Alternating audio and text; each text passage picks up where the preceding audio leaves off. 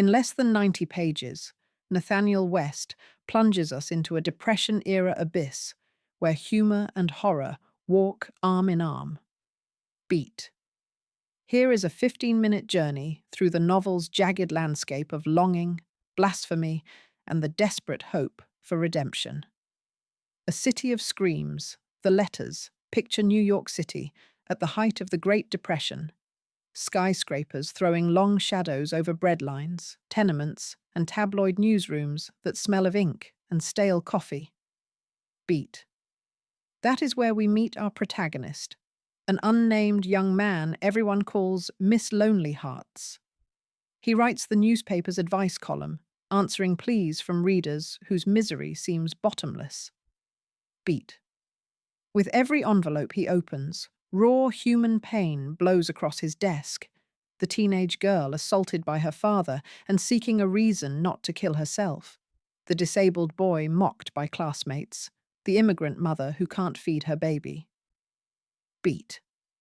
The letters are unrelenting, and West quotes them verbatim, letting their crude spelling and fractured grammar become a chorus of emphasis, desperation. Miss Lonelyhearts initially approaches his job with a journalist's detachment, but each letter punches deeper than the last. Beat. He tries stock replies. Have faith. Consult your pastor. See a doctor. Yet he can't ignore the sense that these people are shouting into a void. Their anguish seeps into his pores, leaving him physically ill, feverish, and plagued by nightmares in which the entire city screams at once.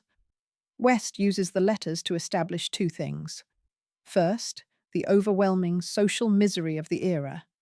Second, the fragility of anyone who dares absorb that misery. Beat.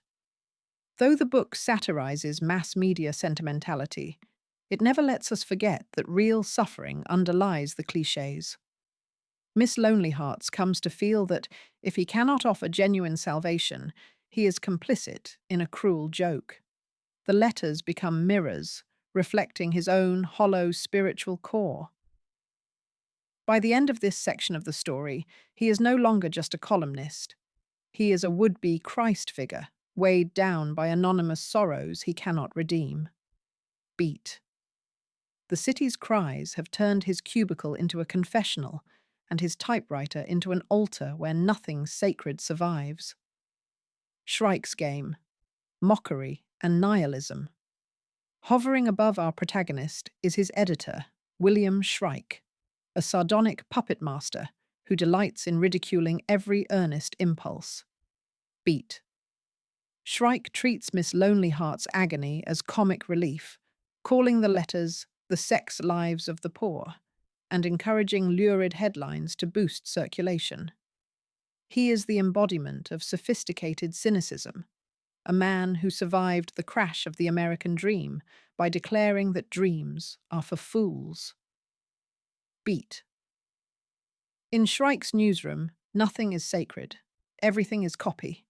He compares Miss Lonelyhearts to Jesus, but only to laugh at the comparison, arguing that in a world run by advertising, Christ himself would be a laughingstock.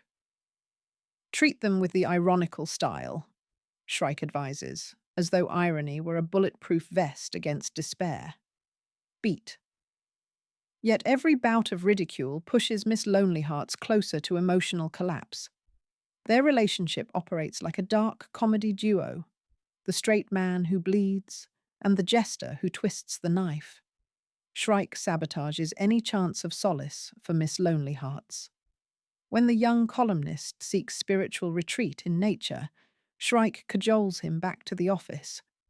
When he pursues tenderness with his fiancée Betty, Shrike dangles the temptation of newsroom girls and speakeasy nights. Beat. Through Shrike, West critiques a culture addicted to ironic distance. The editor's voice echoes radio laughter and tabloid headlines, assuring readers that misery can be packaged as entertainment. Beat. Yet beneath Shrike's jeers lies fear, the terror that meaning truly is void. His mockery is armor. For Miss Lonelyhearts, however, That armor is poison. He longs for authentic connection, for a permission slip to believe in grace. But Shrike's every quip turns faith into folly. This toxic mentorship pushes the plot toward its central tension. Can sincerity survive in a world where sincerity is the biggest joke of all? West's answer, delivered through Shrike's cynical monologues and practical jokes, is bleak. Still, the very existence of Miss Lonelyheart's yearning keeps hope flickering, even as ridicule howls all around. Searching for grace. Religion, violence, and sex is salvation possible amid urban ruin? Beat. Miss Lonelyhearts decides that only a mystical leap can rescue him from the letter's despair. He attends churches, experiments with prayer, and embarks on what West calls spiritual exercises. Long, silent meditations in his dingy apartment. Each attempt ends in hallucinations where Christ wrestles with modern machinery, and the city streets morph into a grotesque Stations of the Cross. Beat. Unable to anchor himself in faith alone, he turns to physical intimacy. He sleeps with Betty, the wholesome fiancée who represents normalcy and domestic comfort, but her straightforward affection cannot outshout the letters in his mind. Beat. He then enters an affair with Mary Shrike, the editor's neglected wife, seeking solace in forbidden touch. The fling is sordid and unfulfilling, marred by shame and Shrike's implied voyeurism.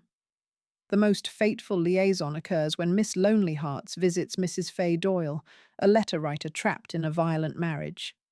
Fay, heavy-set and childlike, begs him for help. Their meeting in a cramped apartment spirals from counseling to seduction. Beat. Believing he might offer her sanctuary, he instead succumbs to desire, consummating an act that feels simultaneously compassionate and exploitative.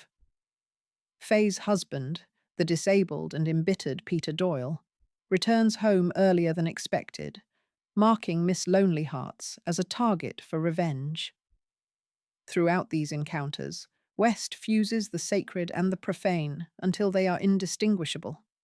Crosses hang over beds, prayers dissolve into erotic fantasies, violence lurks beneath both tenderness and worship. Beat. Miss Lonelyheart's body becomes a battleground where guilt, lust, and yearning for transcendence war without cease. By the time he retreats to the countryside with Betty, hoping to start anew, the reader senses doom tightening.